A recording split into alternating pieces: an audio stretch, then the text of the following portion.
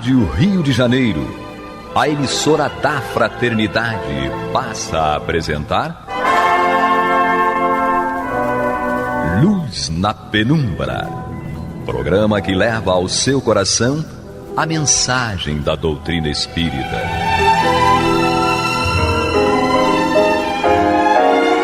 E agora, com vocês, Aloísio Guigino, Fátima Miranda e Eduardo Araújo, para o estudo da obra O que é o Espiritismo, de Allan Kardec.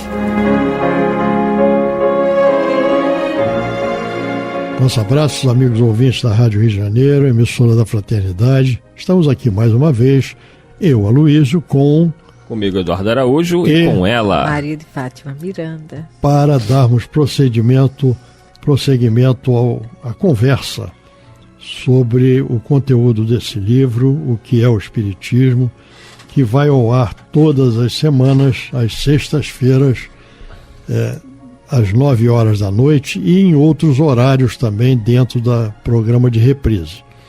Nós estamos no capítulo 1º, Pequena Conferência Espírita, e nós estamos no último tópico dessa segunda conferência, que é com aquele que é o cético, aquele que tem uma mente aberta, mas não tem o conhecimento, mas está afeito a buscar entender aquilo que lhe é colocado sem que haja uma rejeição, certo? Em princípio.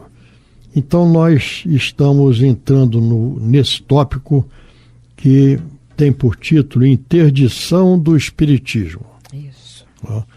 E nesse tópico, então, na conversa, nas colocações entre o visitante, que é esse cético, e com as respostas que lhe são dadas por Allan Kardec, nós vemos o seguinte. Ele pergunta, solicito-vos uma última resposta. O Espiritismo tem poderosos inimigos. Não poderiam eles interditar-lhe a prática e as sociedades e, por esse meio, impedir-lhe a propagação? Kardec responde: seria um modo de perder a partida um pouco mais cedo, porque a violência é o argumento daqueles que não têm boas razões. Olha, quanta objetividade e atualidade. Não, e resposta efetiva, sim, objetiva, certo? A essa colocação. Inclusive, nós vamos ver, aí no correr dessa nossa conversa sobre esse tema de interdição do Espiritismo, fatos que ocorreram, certo? E que buscaram, através de violência, evitar a propagação, a divulgação, a difusão da doutrina dos Espíritos, e a gente já adianta, sem êxito. Só serviu para divulgar mais. Divulgar mais. Se o Espiritismo é uma quimera, ele cairá por si mesmo, sem que para isso se esforcem tantos. Se o perseguem, é porque o temem, e só uma coisa séria pode causar temor. Se, ao contrário, é uma realidade, então está em a natureza, como vou-lo disse, e ninguém, com traço de pena, pode revogar uma lei natural. Se as manifestações espíritas fossem privilégio de um homem, não há dúvida que, arredando-se esse homem, se poria um termo às manifestações. Infelizmente, para os adversários, elas não são mistério para pessoa alguma. Aí não há segredos, nada oculto, tudo se passa às claras. Elas estão à disposição de todo mundo e se produzem desde o palácio até a mansarda. Quer dizer, não é privilégio de ninguém. Isso é uma característica, né, do Espiritismo de um modo geral, né? O Espiritismo, ele prima pela clareza e pela possibilidade de informações, certo? Em que ninguém é dono de coisa alguma. Nós compartilhamos aquilo que cada um alcança pelo seu entendimento. E ninguém vai ser, como nós já dissemos anteriormente em outro programa, o dono da verdade. Sim. A verdade ainda não está ao nosso alcance. Vamos lembrar de Jesus quando interrogado por por Pilatos, né? E lá para as tantas, Pilatos pergunta a Jesus: o que é a verdade? Certo? E Jesus não lhe responde, sim, porque ele não estava apto a alcançar, sequer se aproximar do que fosse a verdade. Né? Então a verdade ainda está muito longe de nós. Nós temos no Livro dos Espíritos, no início da terceira parte, quando fala das leis morais, quando fala da lei natural, ali, entre outras coisas, nos é colocado que a lei natural é a lei divina, a lei de Deus. Certo? E quando nós buscamos o conhecimento dessa lei de Deus, o entendimento dessa lei de Deus, os Espíritos nos dizem que para tal serão necessárias várias encarnações, para que à medida que nós vamos crescendo em capacidade, nós vamos alcançando novos patamares para esse entendimento. Então, esse entendimento, no nosso caso, onde nós estamos, ainda é limitado. Ainda é. Nós temos que ter consciência disso e temos que trabalhar com aquilo que está ao nosso alcance, certo? Sem inventarmos, sem extrapolarmos coisa alguma. O que é muito comum de nós encontrarmos donos da verdade que fazem colocações, eu vou usar um termo até estapafúrdias, certo? Porque não tem nada a ver com aquilo que foi trazido e revelado pela doutrina dos Espíritos. Como ele coloca aqui, né? Kardec diz: se o Espiritismo é uma quimera, ele cairá por si mesmo. Cairá por si mesmo. E a mesma coisa disse Jesus, quando ele fala que passarão os céus e a terra, mas a minha palavra não passará. E não passou, né? Por mais que nós tenhamos vivido um período de terror na Idade Média, onde se matou, torturou, perseguiu em nome de Jesus, não conseguiram tirar o brilho das verdades da palavra do Cristo, que permanece até hoje, que é atacada até hoje. Nós estamos vivendo um momento do planeta muito sério, a transição planetária, o apocalipse, a transformação para uma nova era, e nós vemos que hoje há um ataque muito forte às bases do cristianismo, aos valores cristãos, à família, a tudo aquilo que Jesus veio trazer como importante para a humanidade. As virtudes, o amor, tudo está sendo deturpado. Mas mesmo assim... a violência nunca foi vitoriosa na busca de imposição de alguma ideia. A ideia, ela para ser absorvida, ela tem que ser entendida. Certo? Então não adianta pela violência nós buscarmos evitar isto. Nós temos exemplos aí durante toda a história, não apenas no Espiritismo, mas em várias outras religiões ou várias outros aspectos filosóficos em que a violência jamais foi vitoriosa nessa imposição. Com relação ao Espiritismo, nós temos um muito conhecido, que é o Ato de Fé de Barcelona, né? Onde, para evitar a divulgação de centenas de livros espíritas que foram enviados da França para a Espanha, né? Certo? O bispo de Barcelona mandou fazer uma fogueira em praça pública queimando todos aqueles livros, certo, que haviam sido enviados. E Kardec, diante dessa situação, como a gente diz no linguajar popular, pagou revolta, né? Porque aquilo tinha sido licenciado, foi pago e não era propriedade do bispo de Barcelona. E a espiritualidade disse a Kardec: fique tranquilo, porque isto irá impulsionar mais e mais a busca do conhecimento da doutrina. E foi o que aconteceu, porque ao verem esse episódio, todos queriam saber o que era aquilo que tinha sido queimado. Então houve uma divulgação maciça, certo, do conteúdo das obras espíritas através de um ato de violência. A violência jamais prevaleceu sobre a filosofia ou sobre a religiosidade. Como Kardec diz, é o argumento daqueles que não têm boas razões. Não tem outros argumentos. É verdade.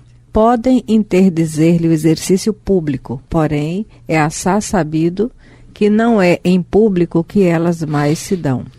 É na intimidade. Ora, desde que todos podem ser médios, quem impedirá que uma família no seu lar, que um indivíduo no silêncio do seu gabinete, que um prisioneiro em seu cárcere tenha comunicação com os espíritos, mesmo nas barbas da polícia e sem que eu saiba? Aqui eu lembrei do Arigó. Lembrei do Arigó, não é? Aqueles momentos que ele viveu, que ele foi preso, mas a mediunidade dele continuou. E até a mediunidade era dele. Pois é. E até dentro da delegacia, ele foi instrumento para socorro de alguns presos e de policiais também. Interessante. Nós temos uma situação grave, né? A realidade que nós vivemos social aqui no Rio de Janeiro. Algumas comunidades carentes, aqueles que dominam aquelas comunidades, né, o tráfico de drogas, eles proíbem, por exemplo, cultos afro-brasileiros. Em alguns casos, proíbem até centros espíritas também. Então, é proibido terreiros de candomblé, terreiros de umbanda, e em alguns casos eles chegam também a expulsar um centro espírita. Só que é como diz Kardec aqui para o visitante, que você pode até fazer isso, mas você não tem como impedir de dentro dos lares as reuniões serem feitas discretamente. Porque você pode matar até os homens. Você pode matar, mas não pode matar os espíritos. Nem as ideias. Nem as ideias. Então, não há como impedir, né, o avanço da doutrina, e não há como impedir essa comunicação entre os desencarnados e os encarnados. E ele segue. Vamos lá? Admitamos, entretanto, que um governo seja forte bastante para impedi-los de trabalhar em suas casas. Conseguirá também que o não façam na de seus vizinhos, no mundo inteiro, quando não há país algum nos dois hemisférios em que não se encontrem médiuns, quer dizer. Essa colocação aqui da intervenção do governo, vamos dizer assim, na divulgação de uma doutrina ou de uma filosofia, nos lembra, certo, a doutrina espírita na década de 40, aqui no Brasil, certo? Em que cada centro espírita tinha que manter na entrada, na recepção, um livro onde eram identificados todos aqueles que estavam participando daquela reunião, certo? E esse hábito, inclusive, ele prevalece até hoje em muitas casas espíritas, né? Sem mais essa conotação, sim, essa obrigatoriedade, porque a polícia podia a qualquer momento entrar ali, verificar quem estava participando da reunião e até interditar ou evitar que ela continuasse naquele momento. Mas não evitava que ela acontecesse, muitas vezes até em outros lugares, ou até em lares, quando nós vemos uma prática muito interessante, e era um hábito, e continua sendo, que vários centros espíritas nasceram de reuniões do culto do Evangelho no lar, sim, em alguma residência. E a coisa foi crescendo de um jeito tal que tornou-se necessário que houvesse um ambiente para aquelas reuniões específicas, e nasce aí mais uma casa espírita, certo? Então é muito interessante, porque nós não conseguimos, com a lei do homem, impedir a divulgação da lei divina. E além de que você falou, na nossa casa lá em Ramos, né, União Espírita Carlos Chagas, eu vi documentos antigos, né, acho que a casa tem 80 anos ou mais. Tem o Maria Madalena também, no bairro de Ramos, que também é bem antigo, que eles tinham registros que você tinha que ter atestado de antecedentes criminais e também de sanidade mental.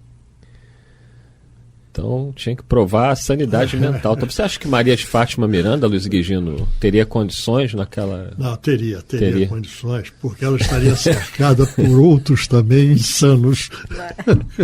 Gostei, Aloysio. Tá certo. Mas lá. Essa era a realidade. Na brincadeira aqui, eu chamei a Maria de Fátima Miranda de insana. Né? Pois é. Incluiu todos, fez um balaio só. Vamos lá. O Espiritismo, além disso... Só um detalhe, Miranda. Ainda hoje, né, temos países do mundo em que essa realidade está em pleno vigor. Lembramos aí da perseguição aos cristãos na Nicarágua, né, na China. Na Índia. Né, e na África, muitos cristãos no mundo estão pagando com a própria vida por se declararem cristãos. Ainda hoje, século XXI. É uma realidade. Mas, como dizia Jesus, né? Não temas aqueles que podem vos matar o corpo, mas não podem vos matar a alma. Né? Eu lembrei de Paulo agora na prisão, né? É evidente que essa frase de Jesus, eu refletia sobre ela, é assustadora, né?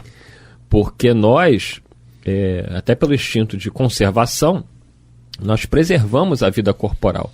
Mas eu já vi vídeos, né, realmente assim, impressionantes, de cristãos, na época, mortos pelo Estado Islâmico, em que aqueles homens, eles, uma cena assim brutal, né, eles foram colocados numa jaula e eles tinham a opção de ceder, né, aceitando a fé dos seus algozes, né, do Estado Islâmico, ou a morte. E aqueles homens optaram por serem fiéis a Jesus. E dentro daquela jaula eles foram afogados e morreram ali afogados. Eu não sei nem explicar isso, né? Eu fico parando para pensar, né, que hoje não nos é pedido a fidelidade a tal ponto de dar a própria vida, colocar a própria vida em risco. Mas isso me mostra que o pouco que nos é pedido a gente não oferece a Jesus. O pouco que nos é pedido, que é a fidelidade do dia a dia, né, dentro das nossas famílias, do nosso trabalho, do nosso dia a dia. E vendo aqueles homens, que eu não sei explicar, aquele ato de coragem, de não cederem, que bastava que eles dissessem que aceitavam. Né, mesmo que não aceitassem. Mesmo que não aceitassem, como o Aloysio bem lembrou, né, eles poderiam simplesmente fazer o seguinte: bem, eu continuo sendo cristão, mas eu vou ceder aqui para não morrer. E eles poderiam simplesmente dizer, não, vou me converter e fazer todo o ritual de conversão e teriam as suas vidas poupadas. Claro que seriam vigiados, tudo, a gente sabe como é que funciona isso. Mas eles poderiam poupar as suas vidas. Mas eles optaram por dizerem que não iriam abdicar da fé cristã. A fidelidade é essa, porque é entre nós e Deus. É impressionante. Entendeu? Ainda que estejamos diante do outro. E lembrou agora o Inácio de Antioquia, né? Exatamente. Lembrei do Inácio, lembrei da Joana de Cusa. Sim. Né? Que tiveram a oportunidade de dar o testemunho.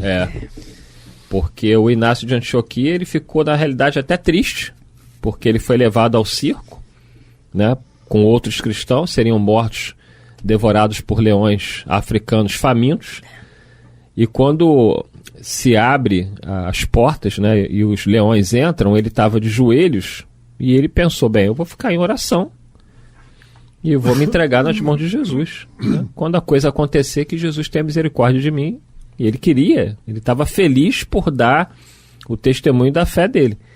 Quando ele abre os olhos, ele olha para os lados, estavam os companheiros todos estraçalhados, né? Os leões já tinham cumprido lá com a função deles, mas não tocaram nele. Não tocaram nele. E ele ficou, aí pode ser uma coisa incompreensível para muitos de nós, porque se fosse eu ia ficar feliz da vida, né? Fui poupado. Ele ficou triste, porque na cabeça dele, ali no meio da arena, naquele momento, ele pensou, Jesus não me considerou digno do testemunho. O pensamento dele foi esse. Inácio de Antioquia. Podem pesquisar aí a história dele. E aí, eu não lembro se foi o próprio Jesus que fala ao ouvido dele, ou se foi um espírito, né, superior, que fala assim, Inácio, o testemunho que temos para te pedir é muito maior do que esse. Ele não entendeu, Eu não lembro se foi o próprio Cristo ou se foi um Não espírito. foi o Cristo. Segundo eu lembro, é alguém que fala para ele. Alguém Faz fala no referência ouvido a dele, Jesus, né, que o testemunho que seria pedido seria muito maior do que aquele. E os romanos eram muito supersticiosos. Quando eles viram que os leões devoraram todos que estavam na arena, mas não devoraram aquele homem, eles falaram assim, solta esse homem. Solta esse homem, que esse homem tem algum negócio com ele, solta ele. E aí soltaram ele. Ele saiu arrasado, né? Pelos motivos já expostos, que ele achou que Jesus não o considerou digno. Só que a prova maior dele eram os companheiros. O que os companheiros cristãos pensaram? Que ele negou Jesus, que ele desertou.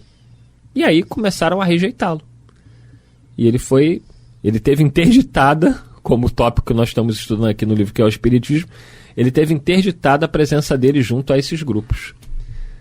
Então, para nós pensarmos, Aloysio Guigino, Maria de Fátima Miranda... Existem muitos fatos relatados que demonstram isso que nós estamos falando. E o importante, já que nós estamos falando aqui da interdição do Espiritismo, é que todos esses fatos, no final das contas, eles vêm a reforçar, a corroborar, a trazer mais e mais adeptos a uma determinada religião, ou que seja, porque nós todos temos uma inteligência, né? A nós todos foi dada essa inteligência. E nós, ao nos depararmos com esses fatos, aí tem, certo? E o que é? O que é esse aí? Certo? E aí nós vamos buscar respostas para esta situação. Isso acontece com muitos de nós em situações particulares inerentes a cada um, certo? E que nos levam a tentar identificar, a buscar, a entender, a estudar, a ouvir, a ponderar, certo? E nós acabamos descobrindo uma coisa maior do que tudo aquilo que até então nós abraçávamos e que nos traz esclarecimentos, nos traz conforto, nos traz uma força interior muito grande. E nós só alcançamos isso através da nossa busca, do nosso esforço. Eu costumo dizer que não há conquista sem esforço. Todos nós, para conquistarmos essa paz, essa harmonia, felicidade relativa que todos nós buscamos, nós temos que nos esforçar, nós temos que buscar, nós temos que procurar. E uma vez que nós nos proponhamos a fazer isso, nós vamos encontrar em nós as forças que nós precisamos para a nossa caminhada. E não adianta a violência para tentar impedir que isto ocorra. Nós vemos que, de um aspecto negativo, a espiritualidade transforma em algo que é positivo para a espiritualidade. É isso aí. Estamos chegando pertinho já do final desse tópico, né? Já vai... No próximo programa já vamos adentrar aí ao diálogo muito interessante com o padre. Faltam 2 parágrafos ainda aqui. Dá para ler aí. Vamos lá, Luiz? Vamos. O Espiritismo, além disso, não tem sua fonte entre os homens. Ele é obra dos espíritos, que não podem ser queimados nem encarcerados. É uma realidade, né? A doutrina é dos espíritos. E por isso nós dissemos aí anteriormente que não existe kardecismo, existe espiritismo, porque é a doutrina dos espíritos. Ele consiste na crença individual e não nas sociedades que de uma sorte são necessárias. Se chegassem a destruir todos os livros espíritas, os espíritos ditariam outros. Não adianta, certo? Foi o caso que nós narramos aqui do episódio de Barcelona, né? Sim. Que despertou, no final das contas, essa busca. Em resumo, o Espiritismo é hoje um fato consumado. Ele já conquistou seu lugar na opinião pública e entre as doutrinas filosóficas pois preciso que aqueles a quem ele não convém se resignem a vê-lo ao seu lado, restando-lhe liberdade de recusá-lo. Interessante. E terminamos aí em cima do laço, Aloysio Guigino, pontual. Semana que vem. Semana que vem iniciamos aí o terceiro diálogo fantástico aqui com o padre. Até lá, se Deus quiser, e Ele há de querer. Que assim seja. Que Jesus nos conduza. Você está ouvindo o programa Luz na Penumbra.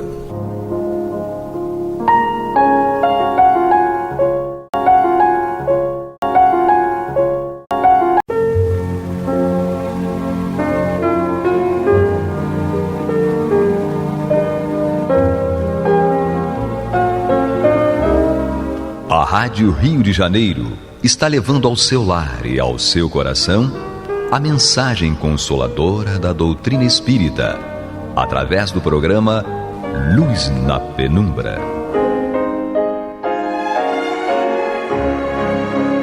E agora com vocês, Bill Fabiano e Renato Souza, para comentar os textos da Revista Espírita de Allan Kardec no período de 1859 a 1869.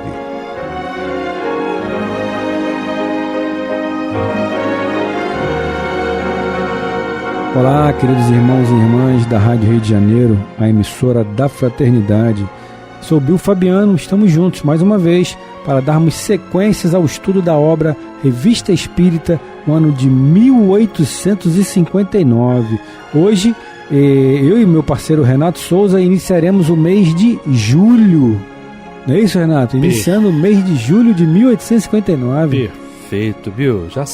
Com isso a gente vai entrando no 7º mês do ano, né? Exatamente, 7º mês do ano. Tem um texto enorme. Então vamos lá, sem mais delongas, começar, né? Sociedade Parisiense de Estudos Espíritas, discurso de encerramento do ano social 1858 a 1859, que diz o seguinte, o Renato vai dividir comigo, eu não vou segurar isso sozinho não, Renato. É um texto enorme de Allan Kardec aqui, olha. Então vamos lá. Vamos nós. Senhores, no momento em que expira o vosso ano social, permite-vos apresente um breve resumo da marcha e dos trabalhos da sociedade. Conheceis a sua origem. Ela foi formada sem desígnio premeditado, sem projeto pré-concebido. Alguns amigos se reuniram em minha casa, num pequeno comitê. Pouco a pouco, esses amigos me pediram permissão para apresentar seus amigos. Então, não havia um presidente. Eram reuniões íntimas, de 8 a 10 pessoas, semelhantes às que existem às centenas em Paris e a Lourdes, em algum lugar. Todavia, era natural que em minha casa eu tivesse a direção do que ali se fazia.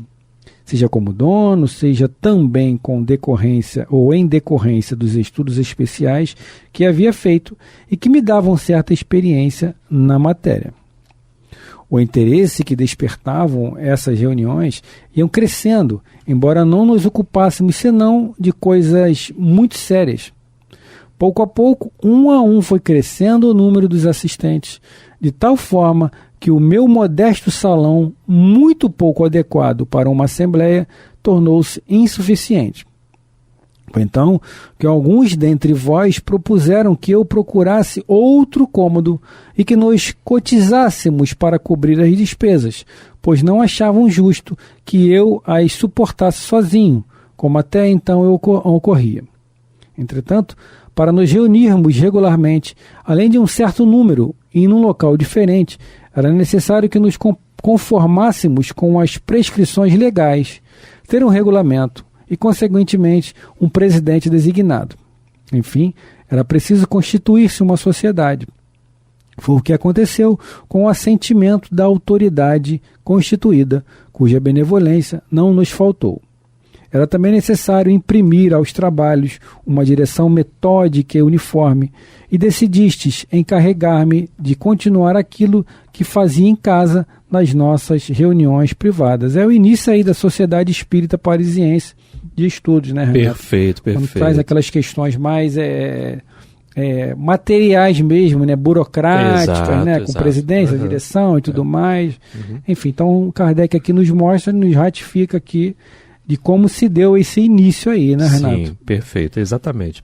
O local, né, onde... Exatamente, saiu da casa dele, passou para um local adequado. Sim, né? para onde partiria, de onde partiu exatamente tudo isso. De um novo lugar, de um novo endereço, né, com nome, com registro. Com divisão de custos e tudo mais. Tudo direitinho, né, com certeza, muito interessante. E como deve ser, né, todo o trabalho, né? Exatamente. Como deve ser, não dá para né? sobrecarregar ninguém, né? Não dá, perfeito, é isso aí. Continua aí, Renato. Vamos lá. Trouxe para a minha casa em nossas reuniões particulares. Não, nada disso. Agora sim, olha. Trouxe para minhas funções, Isso. que posso dizer laboriosas, toda a exatidão e todo o devotamento de que era capaz, do ponto de vista administrativo.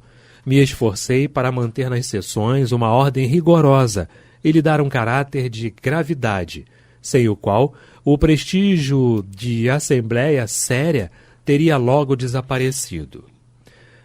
Agora que minha tarefa terminou e que o impulso foi dado, devo vos participar a resolução que tomei de renunciar para o futuro a toda espécie de função na sociedade, mesmo a de diretor dos estudos. Não ambiciono senão um título, o de simples membro titular, com o qual estarei sempre feliz e honrado. O motivo de minha determinação está na multiplicidade dos meus trabalhos, que aumentam todos os dias em razão da extensão das minhas relações, porque além daqueles que conheceis, preparo outros mais consideráveis que exigem longos e laboriosos estudos e não absorverão menos de 10 anos. Ora, os da sociedade não deixam de tomar muito tempo, seja para a preparação, seja para a coordenação e a cópia correta. Por outro lado, eles reclamam uma assiduidade frequentemente prejudicial às minhas ocupações pessoais e que tornam indispensável a iniciativa, quase exclusiva, que me deixastes. Por causa disso, senhores, que tive que tomar tão frequentemente a palavra, lamentando a miúdo que os membros emitentemente esclarecidos que possuímos nos privassem de suas luzes. Já há muito tempo o desejo de me demitir de minhas funções. Eu o expressei de um modo muito explícito em diversas circunstâncias, seja aqui, seja em particular a vários dos meus colegas, e notadamente ao senhor Ledoyen. O teria feito mais cedo sem o temor de trazer perturbação à sociedade, me retirando ao meio do ano, podendo-se crer que em uma defecção e não era necessário dar essa satisfação aos nossos adversários. Portanto, deveria cumprir minha tarefa até o fim, mas hoje, quando esses motivos não mais existem, me apresso e vos participar a minha resolução, a fim de não entravar a escolha que fareis. É justo que cada um tenha sua parte de encargos e de honras. Interessante, a gente começou o parágrafo lá, até trocando algumas frases com o parágrafo anterior, né? Mas voltamos, corrigimos o parágrafo, a leitura do parágrafo. Ele vem falando de encargos, né, Bill? Sim. Que é o que a gente tem na Casa Espírita. Ninguém tem cargo. Não. Nós temos encargos. Cargos, responsabilidades, né? E divisão de tarefa, né? Porque até não seria nem justo com ele também, né? Fisicamente falando. Exato. Como ele tomaria conta disso tudo? Não dá. De uma obra tão grandiosa. Precisa de pessoas, até porque, na falta de um, há o outro. Pô. Até Jesus dividiu. Exatamente, você lembrou muito bem. Por que o Renato não vai dividir? Pô, exatamente. Não é verdade? Então, e não só isso. Existe aquilo que você tem que fazer e que você pode fazer. É a questão do cajado, que eu sempre falo. Exato. Né? O cajado está com a gente. Sim. Não isso dá, mas o Renato não fez. É um problema do Renato. E o seu? Cadê o seu problema? Eu não posso, por exemplo, chegar e dizer assim, Bill, vai lá no Bezerra hoje pra mim. Exatamente. Isso não dá pra fazer, gente, né? Exatamente. Isso não dá pra fazer, meus irmãos, né? Isso não dá. Fulano, vai lá à missa hoje pra mim. vai ao culto para mim, vai ao terreiro para mim. Né? Não dá. A responsabilidade. Não dá, isso não dá. Faz um Pai Nosso para mim, posso até fazer, mas o melhor Pai Nosso, quem faz por você é você mesmo. Exatamente. Não é? Isso a gente pode fazer. Caridade a gente faz. Sim, com certeza. Mas existem atribuições, existem deveres e obrigações. Isso a gente aprende no colégio. Exato. Né, Bill? Exatamente. E além disso, você... Há um tempo, né? Há um tempo para se preparar. Tanto é que ele fala aqui, tanto na preparação quanto na coordenação. Né? As pessoas... Como aqui na rádio, por exemplo, nós temos presidente, vice-presidente, diretor de programação, diretor financeiro, diretor administrativo, todos amigos, né? Queridos amigos. E nesse processo da Sociedade de Estudos Parisienses, também o mesmo processo e mais, além. Quanto tempo vai durar a gente? Né? A nossa direção aqui, o nosso convite vai durar 15 anos. Aí depois? Depois o programa acaba. Depois o Luiz na Penumbra acaba porque eles vão desencarnar. Existe isso? Não. Tem outros virão. Tem que haver a continuidade. Exato. Por isso que a gente sempre martela muito nisso. Continuidade do trabalho. É que muitas casas espíritas, dentro do movimento, se perdem por conta disso. Porque nós, indivíduos encarnados, temos dificuldade de repassar, né? Vou passar por Renato, aí quem vai ficar no meu lugar? Cara, não existe lugar nenhum, pô. Não existe nada. Nem no cemitério é o nosso lugar, porque a gente não fica lá, só os despojos, né, materiais. E vão se acabar. Vão se transformar. Então o médium tem que parar com essa questão, esses milímetros, mas o meu lugar... Lugar onde? Que lugar? Que lugar o seu? Não tem. Você tem sim uma parcela importante, como eu falo sempre. O Cajado está com quem? Nesse momento, falando aqui da gente. Bom, o Cajado está com Renato Souza e com Bill Fabiano, nesse programa aqui, Luz na Penumbra, 1859. Beleza. É a nossa responsabilidade. Temos que usá-la com consciência, como falamos em programas anteriores. Temos uma rádio, temos uma doutrina, né? Para seguir. Exato. Então temos que ter consciência. Mas fora isso, temos que preparar. Bom, e se amanhã vier alguém para fazer o nosso programa? Tem que deixar tudo enquadradinho, bonitinho. O nosso programa é... Como é que eu te falo? Quem vier fazer força do hábito, força do hábito, sem nenhum tipo de enfim. Quem vem fazer o Luz na Penumbra? Como o Bill e o Renato não vão poder gravar, virão outros. Então tem que deixar tudo engatilhado para eles, sem melindres, né, pessoal? Até porque nós estamos no programa Luz na Penumbra, revista Espírita do ano de 1859. Exatamente. A gente não pode fazer uso do dublê, né, Bia? Não dá. Não tem como. Vou botar um dublê lá agora, né? Não tem como botar. É porque não tem ninguém tão bonito quanto a gente, não né? Tem. Não tem como botar um dublê. Tem certas coisas que não dá pra você pedir o outro pra fazer pra você. Exatamente. Não tem como. Tem certas coisas que tem que ser você. Você mesmo fazer. Tem que ser você, não é? E vida que segue. Com certeza, né? Eu vou continuar aqui. Tá? Vamos lá. Há um ano a sociedade viu crescer rapidamente a sua importância. O número de membros titulares triplicou em alguns meses. Tendes numerosos correspondentes nos 2 continentes. E os ouvintes teriam ultrapassado o limite do possível se não puséssemos se não puséssemos um freio, pela estrita execução do regulamento. Entre estes últimos contastes as mais altas notabilidades sociais e mais de uma figura ilustrada.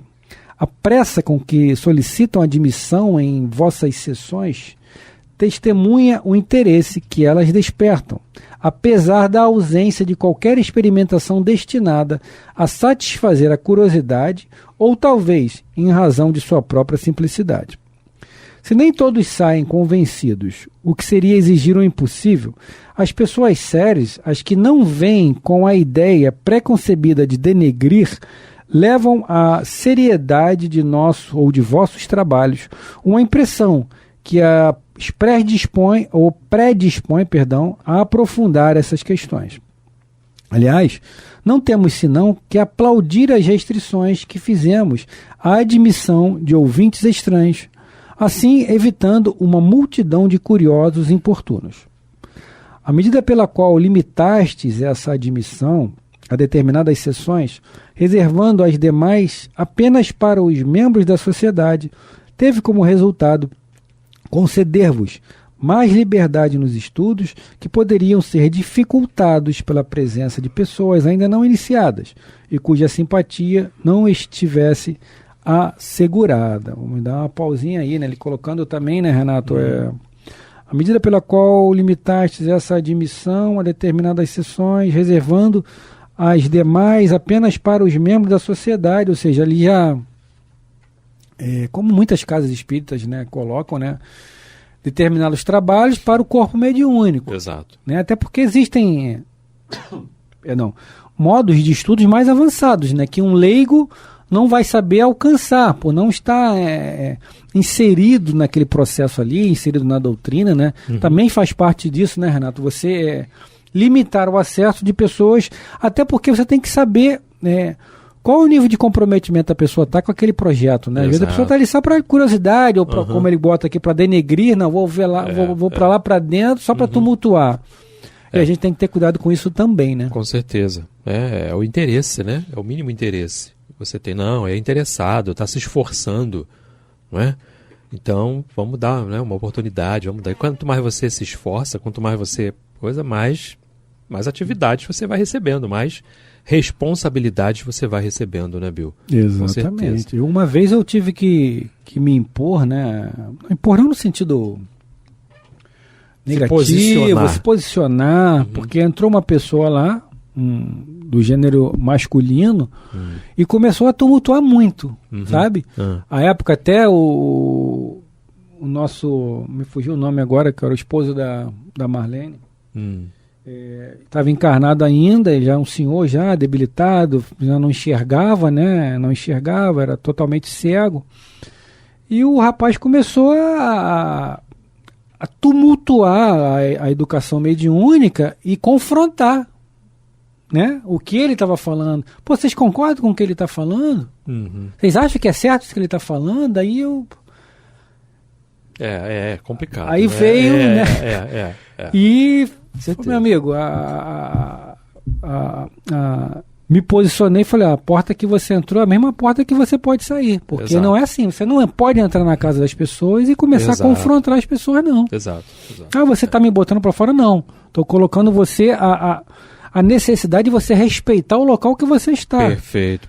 E aí é aquela questão do seja o vosso falar sim, sim, não.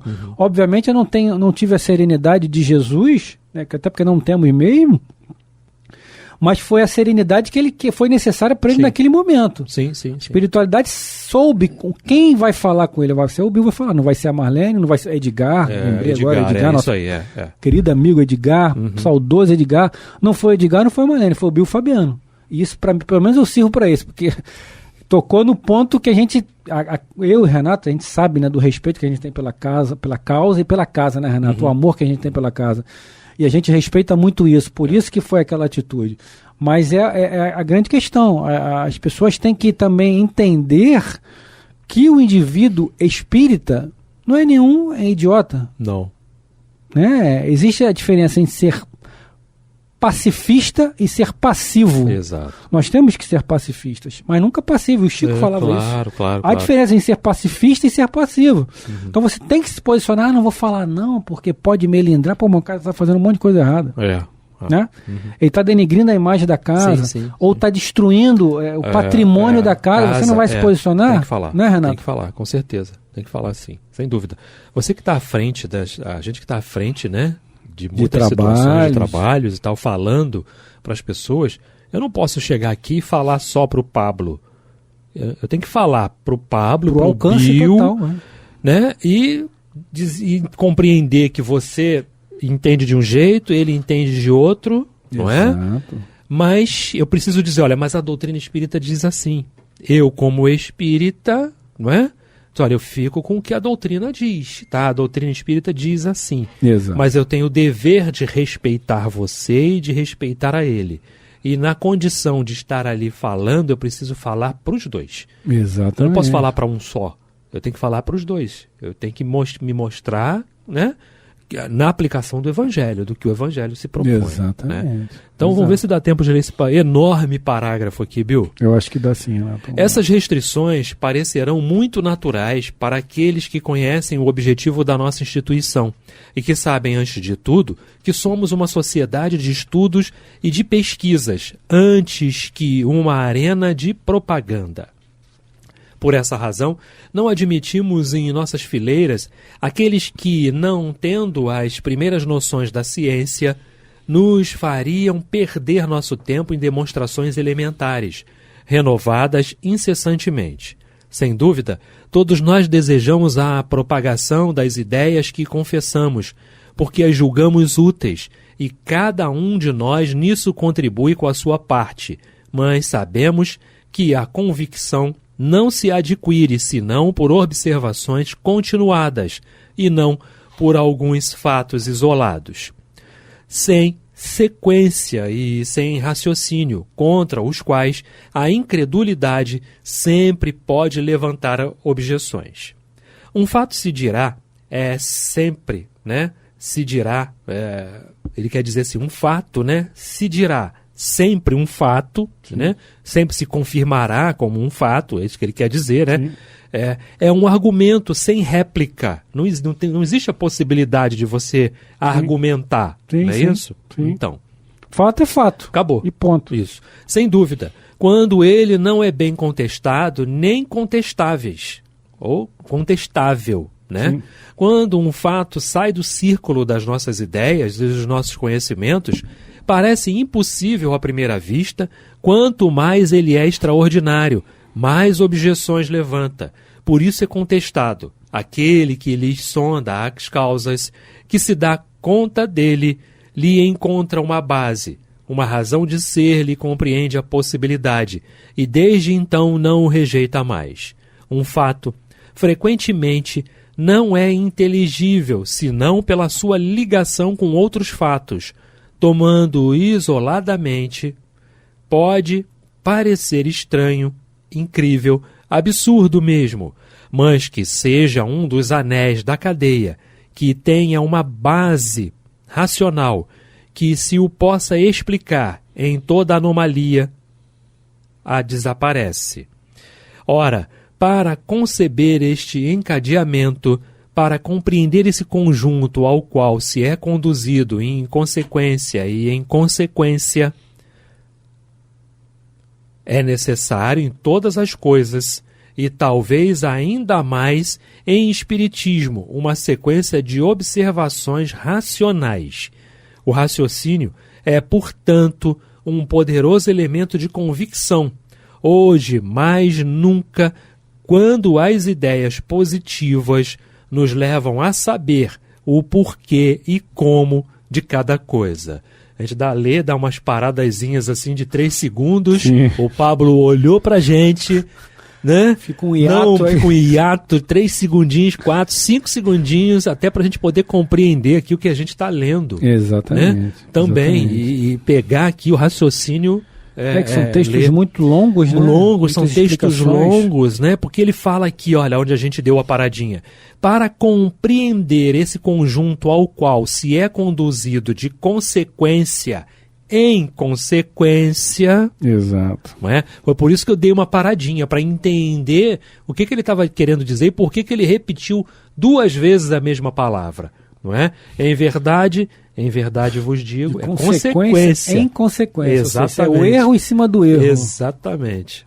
Então, aí ele vem falando, sobre todas essas questões. Importante ele trazer esse parágrafo para a gente, Bill? Sim. O que mais que a gente pode dizer? O raciocínio é, portanto, um poderoso elemento de convicção. Exatamente. A gente, é aquela questão da racionalidade da fé, É você buscar, o próprio Kardec fala na introdução do Livro dos Espíritos, ele fala que, agora eu não vou lembrar, mas é na presença dos fatos, é algo parecido aí, que agora não vai dar tempo da gente pegar, mas é uma orientação muito, muito interessante de Allan Kardec, que não vai dar para eu buscar agora, mas enquanto o Renato vai finalizando aí, mas enfim. Abri aqui. Na ausência de fatos, a dúvida é a opinião do sábio. Exato. Não há fatos, amigo, duvide. Repito, na ausência de fatos, a dúvida é a opinião do sábio. Está na introdução do Livro dos Espíritos. Perfeito. Então você tem que buscar a verdade ali. Bom, já é fato isso? E aqui ele coloca aqui, dir-se-á que um fato é sempre um fato. Perfeito. Então fiquem questionável aquilo ali. É a mesma coisa uma foto, né? O Renato não deu um peteleco no nariz do Bill. Mas tá lá a foto, pô. Ele deu um peteleco. Vai falar o que mais? Por isso que o espiritismo é uma ciência. Exatamente. Porque ela é baseada em fatos. E ele fala aqui, olha, né? E talvez ainda mais em espiritismo. Uma sequência que é uma sequência de observações racionais. Exatamente. Não tem nada de irracional nisso. Nem né, de achismo, né, Nossa, Renato? são loucos. Não, de forma nenhuma. De louco todo mundo tem um pouquinho, mas não nesse sentido, né? Mas no sentido da gente ter que melhorar, não é isso, Bill? Exatamente. Estamos chegando ao final de mais um programa. Infelizmente chegamos ao final, mas faz parte do processo, né? Só nos resta agradecermos a Deus, a Jesus e a todos aqueles que nos acompanham em todos os canais da Rádio Rio de Janeiro. Renato Souza, meu parceiro. Muita paz a todos. Beijo no coração.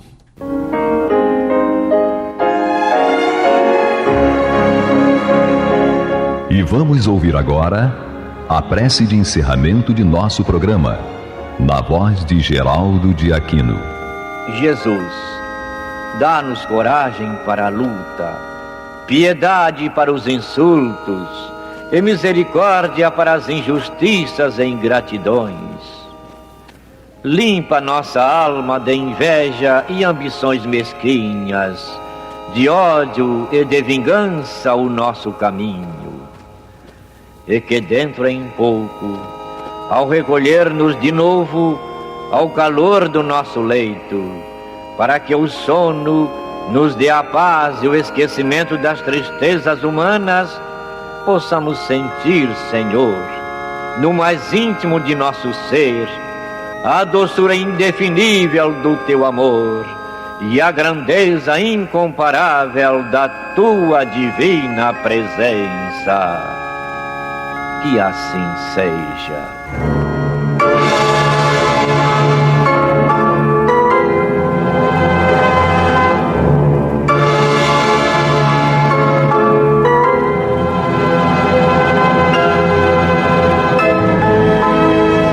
Acabamos de apresentar o programa Luz na Penumbra, que voltará a ser apresentado na próxima segunda-feira, às 21 horas, nesta emissora.